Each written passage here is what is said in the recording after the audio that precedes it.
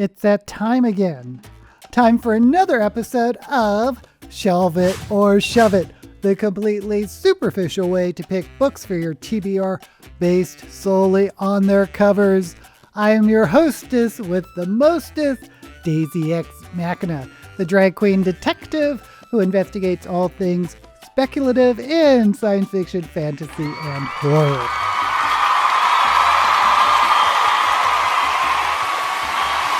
This is the TBR game where I go onto Goodreads and look up new releases, in this case for the month of November, and ultimately add one book to my TBR, and I'll be looking at science fiction, fantasy, and horror. And I can't believe we're doing this for December already. The year has just flown by. What happened? Anyway, let's go ahead and get started with science fiction. And first up is The Merge by Grace Walker. And okay, there's a lot of these violent, looks like paint strokes over a photograph of a woman. I guess it looks very artsy fartsy, but I have no idea what type of science fiction this could be. Not my favorite cover. I'm going to have to shove it. Next up is Shadows Upon Time by Christopher Ruocchio. The Sun Eater Book 7. I'm not going to be picking up a Book 7, but I have heard of this author, and I know he's well liked among the science fiction community. And I do like this cover of this man sort of floating in the air. He looks like a superhero with a sword. This looks more fantasy than science fiction, but it looks like a military type dark uniform. I'm not picking up a Book 7, but I do like the cover. Nonetheless, I'm going to have to shove it.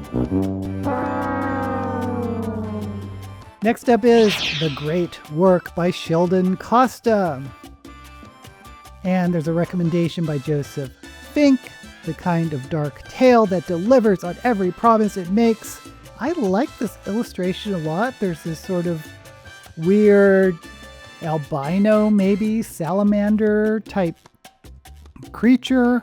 I'm thinking maybe biological science fiction, but there are these sort of alchemy symbols on the edges and on the top and bottom. Alchemy, I don't know. I'm intrigued by this one, mostly because I just like this illustration quite a lot. So I'm going to shelve it. Next up is Who Knows You by Heart by C.J. Farley. Ooh, boring. There's a silhouette of a woman with curly hair, and there looks like some type of matrixy background, foreground going on. Looks very generic to me in science fiction. I'm guessing maybe AI, artificial intelligence, maybe an Android story, probably AI. But yeah, it's kind of boring me, so I'm going to have to shove it. And finally, in science fiction, Lightbreakers by Aja Gabel. Okay, there is a cactus. There's a bright yellow cover that does catch the eye, and there is this man and a woman in these patterns of circles, maybe, and there's some hawks. This is a terrible cover. I don't like anything about it, really. The font is even boring. I'm gonna have to shove it. Now we're moving on to fantasy, and first up is The Strength of the Few by James Islington. And I like James Islington a lot. I forget the name of this series, but it was a time travel fantasy series, the way that really did a unique job with time travel. And I would be interested in this just by the name of the author, but this is book 2, and I don't think I'm into diving into book 1. And the cover is It's kind of intriguing. There's a black pyramid, these people floating around it or flying to it. It's kind of reminding me of Brandon Sanderson for some weird reason, probably because of his metal-eating, flying people in the Mistborn and also in the Stormlight Archives. I'm intrigued, but not going to jump into book 2. And the colors are a little bit dull. I wish it was more saturated. For now, I'm going to have to shove it. Next up is Medusa by Ayana Gray. Oh, I'm sorry. There's a big I. There's an I that almost takes up the whole cover. I, comma, Medusa. The Medusa is kind of generic looking. Looks like this green stone statue, maybe. And I'm going to think it's a Greek retelling. Not really into Greek retellings these days. And it's a little bit basic. Although I do like the big eye. It took me by surprise once I saw it.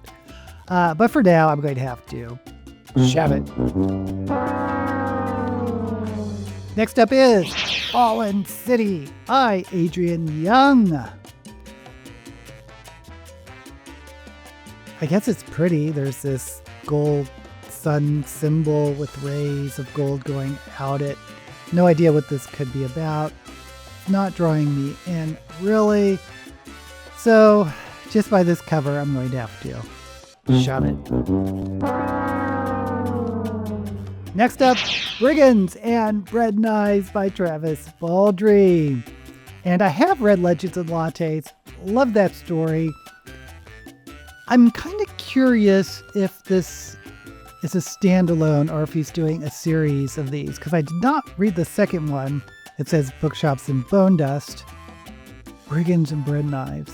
I'm intrigued if this is a standalone set in the same world of Legends and Lattes. I would be very intrigued by that, and I adore this artwork. I love this mouse and this goblin creature. It's giving me kind of almost sort of Wheel of Time type covers or Michael Whelan covers, one of my favorite artists. I like this cover a lot. So, you know what that means. Cross my fingers it's a standalone and shelve it! And finally, in fantasy, Empire of the Dawn by Jay Kristoff. Okay, right away it says book 3, so I'm not going to be picking it. And the artwork looks kind of amateurish. Doesn't really... I mean, I like the sort of... I guess it looks like fabric blowing out behind Empire of the Dawn font, but the figures underneath it are just kind of And it's a book 3. But because I'm going, I'm going to have to shove it. Next we move on to horror. First up is Play Nice by Rachel Harrison. USA bestselling author, So Thirsty. I don't know that author. There's a tagline that says, home is where the horror is. Now, I make fun of horror every time because there's usually one or two haunted house type covers, and this is another haunted house type cover. But there's always a rule to the exception, and I am liking this because the house is this sort of Victorian purple. It looks very kind of this cartoony graphic design type style, and there is this devil's tail, I guess, around it. I'm intrigued by this haunted house cover. It looks like there's a little man looking out one of the windows, and there's like spider webs and whatnot. It's had an eye in one of the attic windows, and one of the windows is broken. I'm just really drawn to this purple and pink color scheme and the wrapped tail around it. Play nice. I'm going to think someone summoned a devil and they're trying to make it play nice. I'm going to go ahead and shelve it. Next up is We Love You Bunny by Mona Awad. Okay, there is this rabbit bunny that's made up of flowers. I can't really even tell if it's a painting or actual photograph of no, I think it's a painting of this rabbit made of flowers and leaves with one ear sort of flopped. Oh, author of Bunny. We love you, Bunny, author of Bunny. So this is probably going to be a sequel. And then there's these blue roses behind it. I'm not mad at this cover. It's definitely caught my attention. I believe it's a sequel though. And I'm not quite sure what this is about. Because at first I thought this is a mask, but then author of Bunny and We Love You, Bunny. I'm not sure what I'd be getting myself into on this one. So I'm going to have to shove it. Next up is Hot Wax by M.L. Rio. Okay, it's a record. It took me a while, but this is a record, Hot Wax. I'm not really being drawn into this. The font is kind of cool where it spells out Hot Wax, but I don't know. I feel like I need something a little bit more to pick a horror novel just by the cover. So I'm going to have to shove it. Next up is You Weren't Meant to Be Human by Andrew Joseph White. I don't know this author. He's apparently the author of Hell Followed With Us. And the cover looks a little bit retro. I'm not a big fan where the only thing you're focusing on is the font of the title, but it's kind of interesting in this case because there's a bunch of worms weaving through the letters. The worms crawl in, the worms crawl out through your ear and out your snout. It's creepy and it looks retro, and there are things I like about it, but I don't think I'd pick this just by the cover. I'm going to have to shove it. And last in horror, and the last cover we're going to look at, Bad Things Happened in This Rain by Marie Still. And it looks like, I guess that's wallpaper with two moths on it and a middle section ripped out, and the words of the title, Bad Things Happened in This Room, written in blood.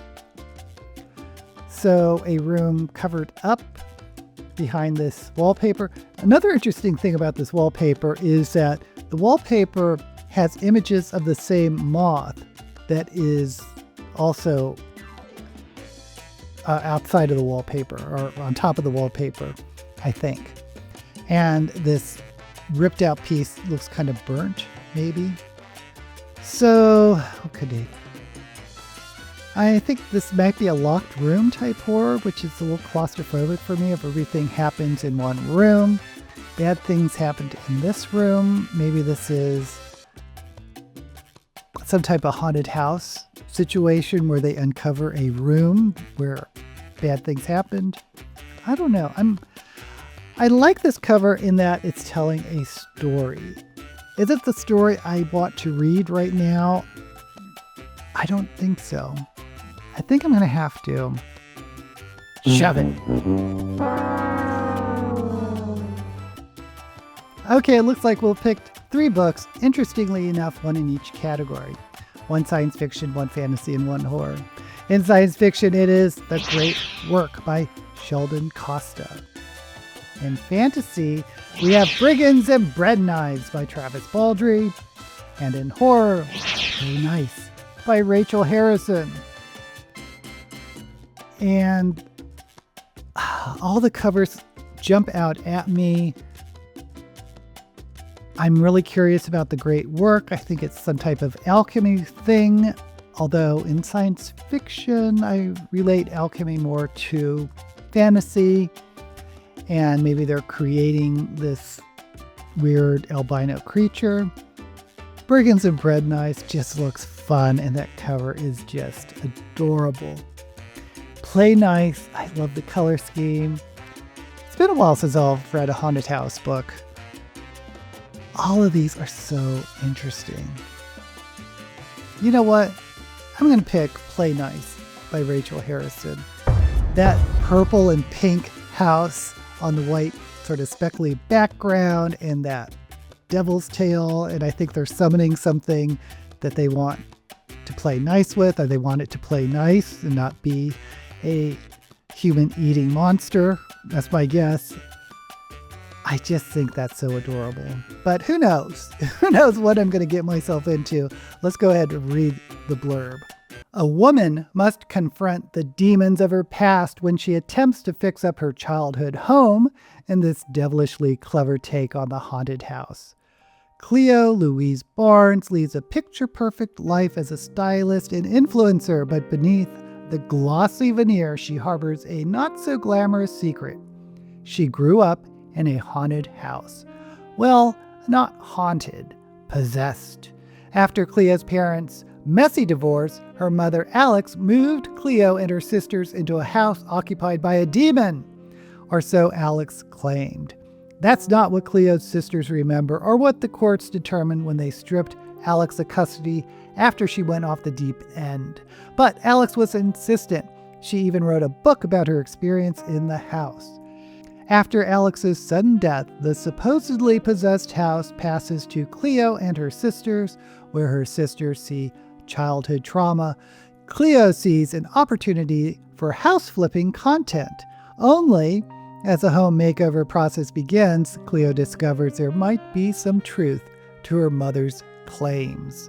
As memories resurface and Cleo finally reads her mother's book, the presence in the house becomes more real and more sinister, revealing ugly truths that threaten to shake Cleo's beautiful life to its very foundation. Okay, this pretty much was what I was thinking when I saw this cover, and I hope it's a little bit more whimsical or quirky than the blurb sort of makes it out to be, because I thought the cover was a little bit whimsical. It also reminds me of this Lizelle Sandbury book I read, Delicious Monsters, about a young woman influencer, I believe, sort of investigating a house that is supposedly haunted that has ties to her past or her mother's past. Anyway, reminds me of that a lot. I'm on board. I'm curious. I want to know what's going on with Play Nice. I want to know what this demon is. I hope this childhood trauma isn't too icky, because that's what I got with Delicious Monsters. Anyway, we'll see.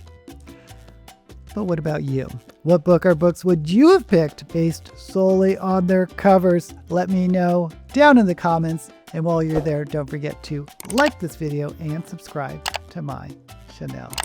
Until we meet again, may all the books you read be blessed.